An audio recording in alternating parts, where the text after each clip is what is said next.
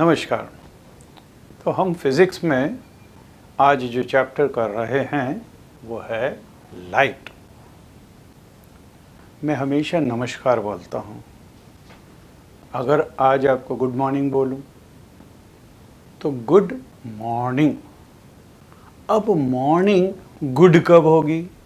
जब लाइट तो आए। मॉर्निंग मतलब सूरज का निकलना। सूरज का निकलना तो हम सब चीज़ों को, अपने आसपास की प्रकृति को देख सकते हैं। प्रकृति अपने आप से हमको नहीं दिखाती। एक्चुअली देखा जाए तो ये सूरज है जो सबको दिखाता है। और चीज़ें अपने आप से दिखती नहीं हैं। हम देखते हैं चांद इतना सुंदर नज़र आ रहा है, क्या चांद अपने आप से चमकता है? नो, चांद अपने आप से नहीं चमकता। एक्चुअली देखा जाए तो कोई सी भी चीज़ अपने आप से नहीं दिखती है। वो दिखती है जब उसके ऊपर लाइट पड़ती है। Light is a form of energy.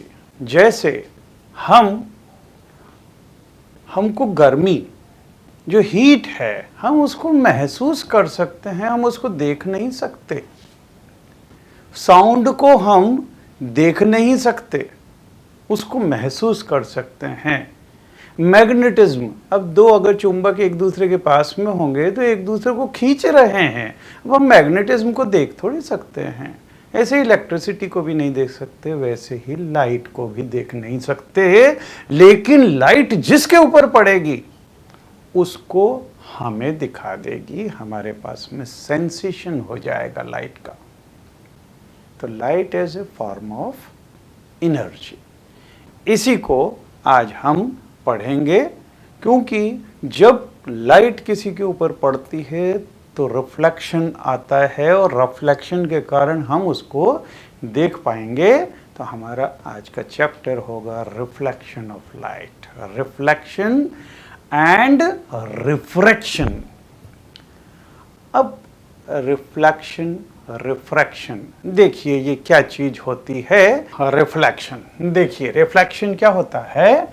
An object reflects light that falls on it. ये अभी हाल हमने देखा कि जिस चीज के ऊपर लाइट पड़ेगी वो उसको रिफ्लेक्शन देगी। This reflected light when received by our eyes enable us to see the thing। तभी देख सकते हैं जब हमारे को लाइट पड़े किसी चीज पे और उसका रिफ्लेक्शन हमारे तक आए।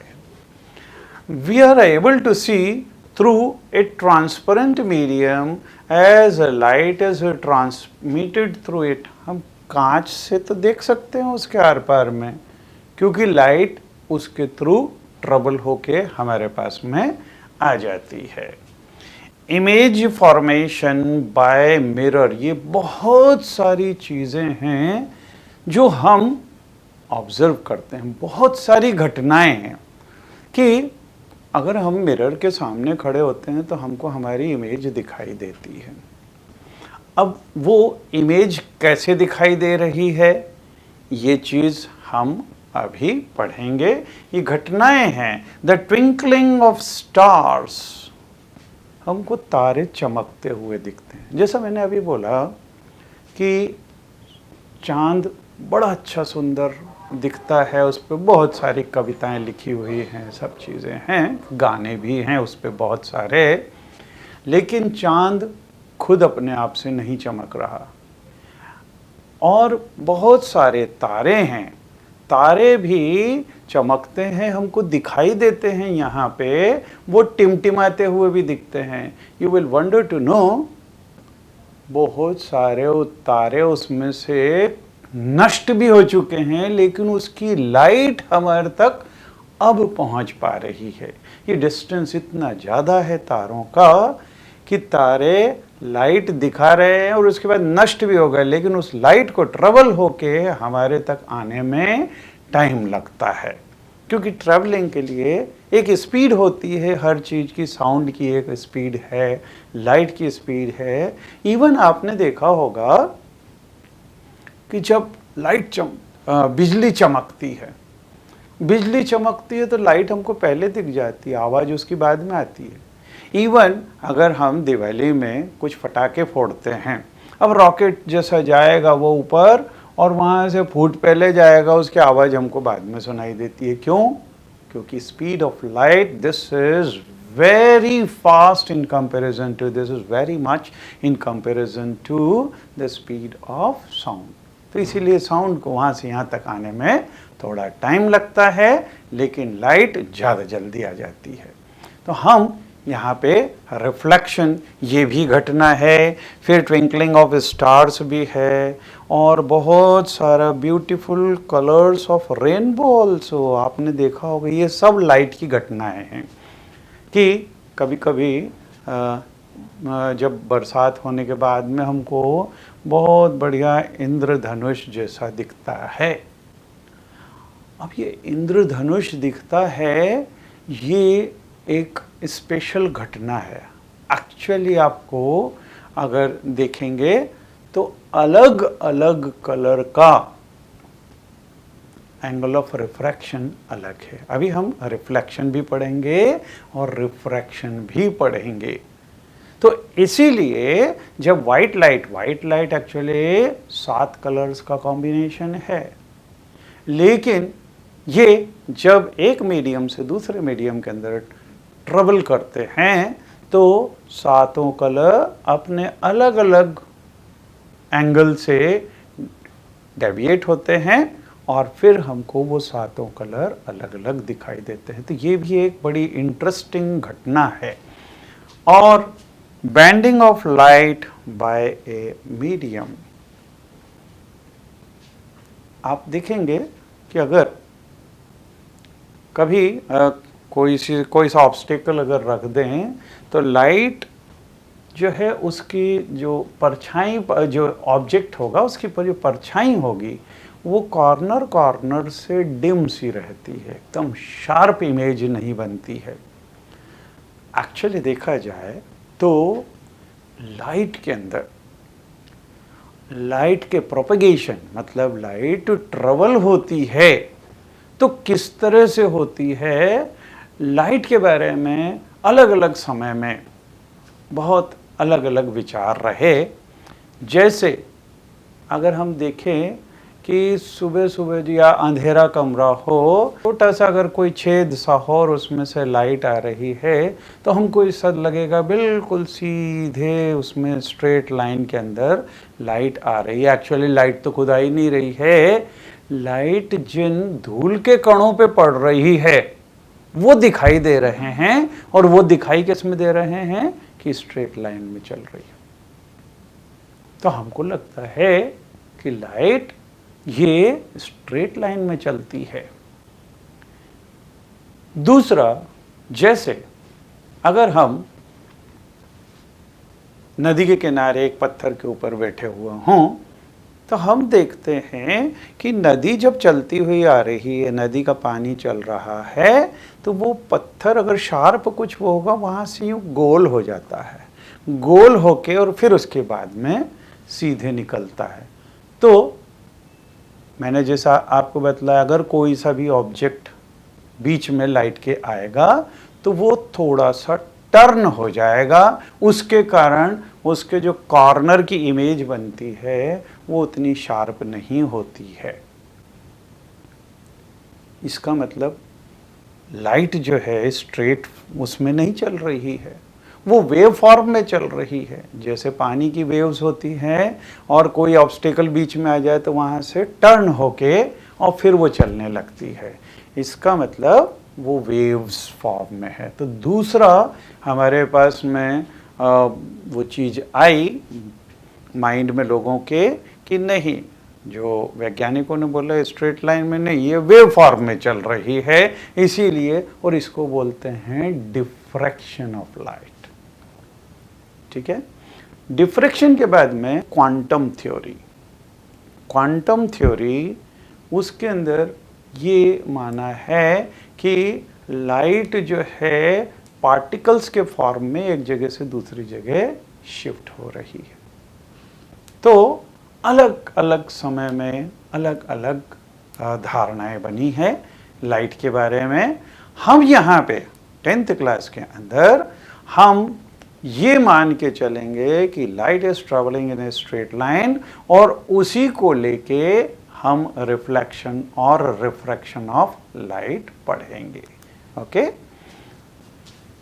सो ऑप्टिकल फिनोमेना, ये पहला तो light travel seems to travel in a straight line, ये अभी हमने देखा। फिर रिफ्लेक्शन ऑफ लाइट, मतलब अगर लाइट किसी भी चीज़ के ऊपर पड़ेगी तो वहाँ से रिफ्लेक्ट होगी। हमने लॉज ऑफ रिफ्लेक्शन भी देखे हुए हैं, हम एक बार फिर से इसको लॉज ऑफ रिफ्लेक्शन को देखेंगे। फिर रिफ्रैक्शन ऑफ लाइट, जैसा मैंने बतलाया, ये रिफ्रैक्शन ऑफ लाइट एक्चुअली क्या है। जैसे अगर हम हाईवे में जा रहे हैं तो हम बड़ी फास्ट स्पीड से अपनी गाड़ी को ड्राइव कर सकते हैं, लेकिन वही कोई डेंसली पॉपुलेटेड एरिया, क्योंकि हर शहर के अंदर कुछ मिल एरिया रहते हैं, कुछ ऐसे जगह रहते हैं जहाँ पे बहुत ज़्यादा भीड़ भाड़ होती है, तो वहाँ पे हमारी गाड़ी की स्पीड बिल्कुल स्लो हो जाती है। हम धीरे धीरे आड़ी टेढ़ी करके और फिर ले जाते हैं गाड़ी, है ना। तो speed of vehicle changes according to highway और इन डेंसली पॉपुलेटेड एरिया। बिल्कुल इसी तरीके से लाइट भी, जब कोई भी मीडियम ना हो, वैक्यूम हो या फिर एयर हो, तो वो बड़ी तेजी से चलेगी, लेकिन अगर मीडियम चेंज हो गया, उसकी डेंसिटी चेंज हो गई, तो speed of the light will also change. और स्पीड ऑफ द लाइट का चेंज होना, this is called refraction of light. फिर डिफ्रैक्शन ऑफ लाइट, जैसा कि मैंने अभी आपको बतलाया कि अगर पानी के बीच में कोई सा पत्थर वगैरह आ जाता है तो वहाँ से लाइट वहाँ से वेव टर्न हो जाती, पानी जो है टर्न हो जाता है, ऐसे लाइट भी ये टर्न होती है। तो diffraction of light is if an opaque object on the path of the light becomes very small, light has a tendency to bend around it and not walk in a straight line। तो यहाँ पे वो अपनी धारणा खत्म हो जाती है कि वो स्ट्रेट लाइन में चलती है, वहाँ से वेव फॉर्म में आ गई। ठीक है, तो wave theory is light travels in the form of wave. तो पहले सोच रहे थे कि स्ट्रेट लाइन में चलती है, फिर आ गया वेव फॉर्म में। Light often behave somewhat like a stream of particles also, इसको बोलते हैं क्वांटम थ्योरी ऑफ लाइट। तो क्वांटम थ्योरी के हिसाब से ये जो पार्टिकल्स के फॉर्म में, स्ट्रीम ऑफ पार्टिकल्स के फॉर्म में ये लाइट ट्रेवल करती है। This emerges emerged in which the light is neither a wave nor a particle। तो इसके बारे में अलग अलग टाइप की धारणाएं हैं, लेकिन नोट है कि in this chapter we shall study the phenomena of reflection and refraction of light using the straight line propagation of light। हम यहाँ पे जब आप हायर क्लासेस में जाएंगे तो वहाँ पे पढ़ेंगे आप wave theory of light, Huygens principle और ये सब चीज़ें आप पढ़ेंगे, लेकिन हम 10th क्लास में अपने आप को केवल सीमित रखेंगे कि लाइट स्ट्रेट लाइन में ट्रेवल करती है, ये लेके और फिर हम चलेंगे। ठीक है, आपने छोटी क्लास में ऑलरेडी पढ़ा हुआ है और ये भी देखा हुआ है कि मिरर, अगर मिरर के सामने हम खड़े होंगे तो जो रेज इसमें आएगी, टकराएगी और रिफ्लेक्ट हो जाएगी उससे। तो यहाँ पे इंसिडेंट रे है और रिफ्लेक्टेड रे है, और साथ में एक नॉर्मल भी होता है। नॉर्मल मतलब जो मिरर है इसके जस्ट परपेंडिकुलर जो लाइन रहती है that is normal. Incident ray, normal and reflected ray, all these lie on the same plane. ये पहला लॉ है रिफ्लेक्शन का। The angle of incidence is equal to angle of reflection, ये होता है। और the incident ray, the normal to the mirror and the point of incidence and the reflected ray, all these lie in the same plane। तो ये same plane में होगी। और दूसरा angle of incidence is equal to angle of reflection. Angle of incidence क्या होगा? Incident ray और normal के बीच का एंगल, ठीक है। और रिफ्लेक्शन, एंगल ऑफ रिफ्लेक्शन क्या होगा? This will be angle between normal and reflected रे। तो अगर जैसे हम ये अगर मिरर हो, ठीक है, ये अगर मिरर हो, इसमें नॉर्मल मतलब परपेंडिकुलर लाइन होगी। अगर रे यहां से चल के आ रही है तो ये angle, this is called angle of incidence.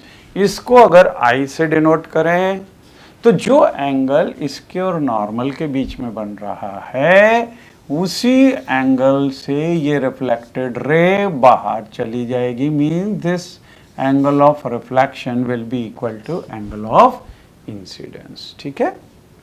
तो ये है लॉज ऑफ रिफ्लेक्शन।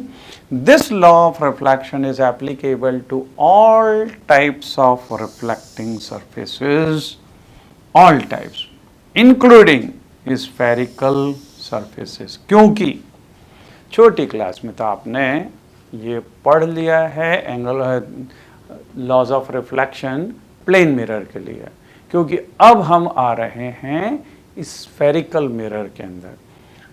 अगर आप कहीं कभी जू वगैरह में गए हों, वहाँ पे दर्पण घर इस तरह के वो रहते हैं जहाँ पे अलग अलग टाइप के दर्पण मतलब मिरर लगे रहते हैं। उसमें कहीं कहीं पे स्फेरिकल मिरर होगा, कहीं आड़ा टेढ़ा होगा, तो उसमें अपने को बड़ी फनी सी अपने तस्वीरें दिखती हैं।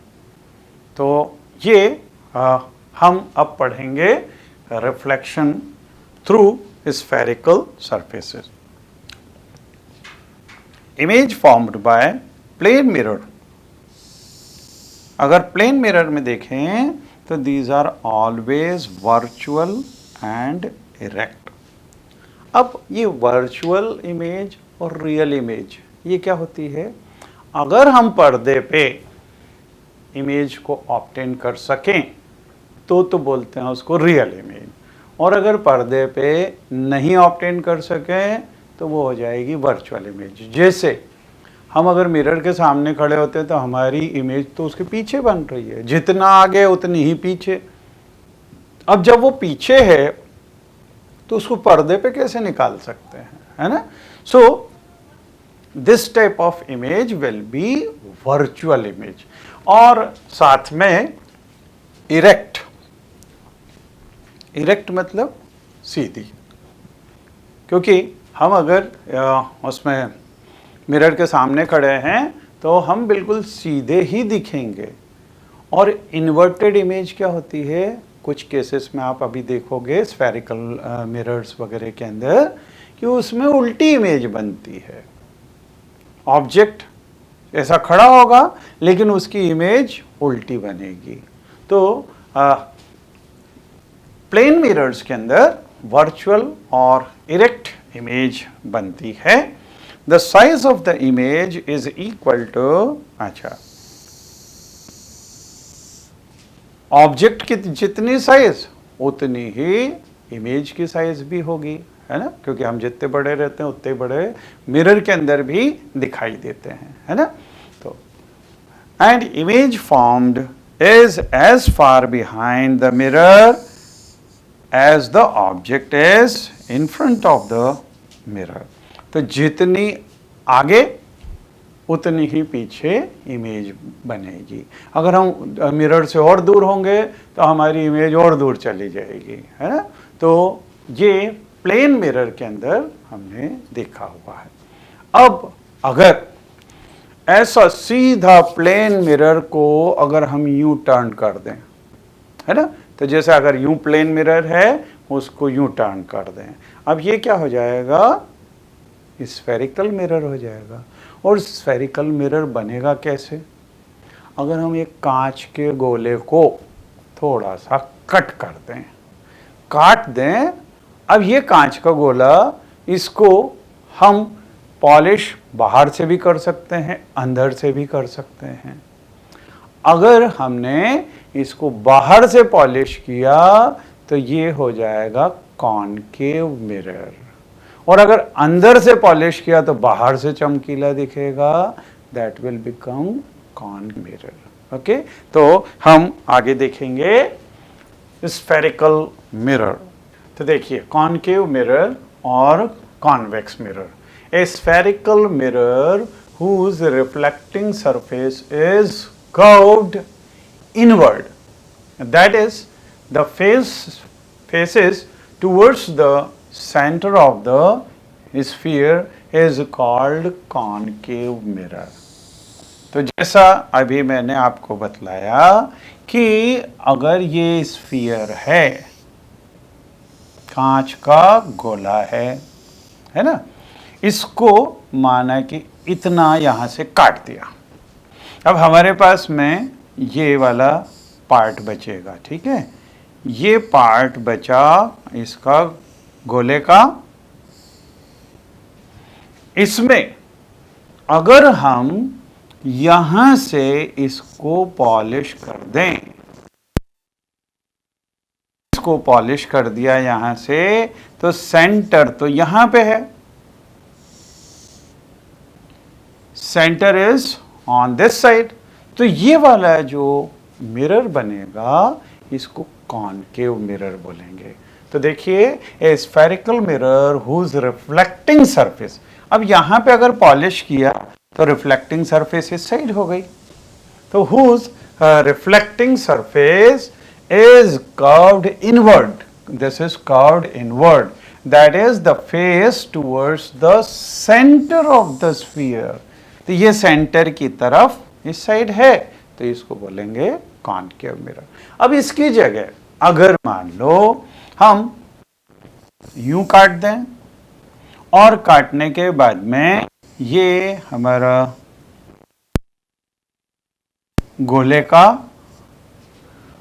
पार्ट होगा, और इसको बाहर से हम वो करने की जगह यहां से अगर इसको पॉलिश कर दें, अब ये वाली सरफेस जो है ये रिफ्लेक्टिंग सरफेस होगी, so that will be convex mirror. तो कॉन्वेक्स मिरर क्या हो जाएगा, a spherical mirror whose reflecting surface is curved outward, तो बाहर की तरफ बल्जिंग टाइप की है, इज कॉल्ड कॉन्वेक्स मिरर।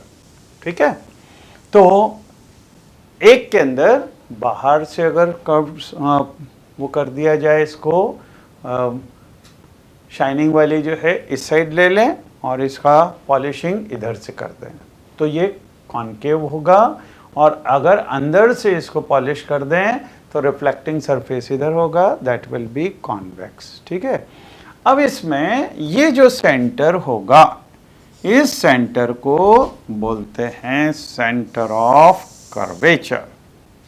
ठीक है, ये सेंटर ऑफ कर्वेचर, और यहां से अगर ये P पॉइंट है तो this is called radius of curvature, इसको बोलेंगे रेडियस ऑफ कर्वेचर।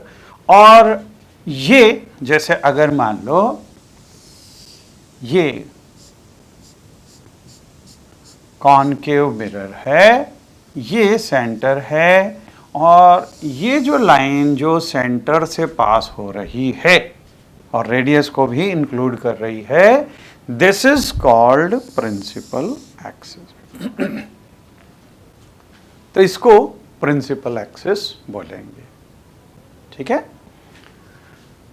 नाउ तो हमने ये तो देख लिया कि कॉनकेव मिरर क्या होता है, कॉन्वेक्स मिरर क्या होता है, ठीक है। कॉन्वेक्स और कॉनकेव मिरर के बाद में अब इनसे इमेज कैसे बनती है, इमेज कैसे फॉर्म होती है ये देखना है। हमने देख लिया कि प्रिंसिपल एक्सिस के ऊपर हम ऑब्जेक्ट और मतलब जो सेंटर से पास हो रही है वो प्रिंसिपल एक्सिस है, ऑब्जेक्ट को हम उसी में रखेंगे और इमेज भी उसी के विथ रिस्पेक्ट टू हम निकालेंगे, ठीक है। और रेडियस ऑफ कर्वेचर देखा, रेडियस मतलब सेंटर और उसमें जो पॉइंट था, ये पॉइंट इसको बोलते हैं पोल, ये इसको बोलेंगे प्रिंसिपल एक्सिस, और ये वाला जो पॉइंट होता है दिस इज कॉल्ड पोल। एक चीज और आपको ध्यान रखनी है, फोकस। फोकस क्या होता है, एक्चुअली सेंटर ऑफ कर्वेचर, ये अगर सेंटर है और इसके आधे में जो पॉइंट आएगा इसको बोलते हैं फोकस, और ये होगा सेंटर, ठीक है। अब हम ये देखें कि इमेज फॉर्मेशन स्फेरिकल मिरर से कैसे होता है। आपको 2-3 चीजें याद रखने की है और आप किसी भी पोजीशन में आप इमेज फॉर्म कर सकते हैं, ऑब्जेक्ट को कहीं पे भी रख के। कुछ चीजें जो आपको याद रखनी है वो क्या है, पहली, जो भी रे प्रिंसिपल एक्सिस के पैरेलल आएगी वो आफ्टर रिफ्लेक्शन फोकस से पास होगी। दूसरा, जो रे फोकस से जाएगी वो after reflection parallel to axis हो जाएगी। और तीसरी चीज, जो सेंटर ऑफ कर्वेचर से निकलेगी वो एज इट इज रिफ्लेक्ट होके आ जाएगी। ये 3 चीजें हमें याद रखनी है।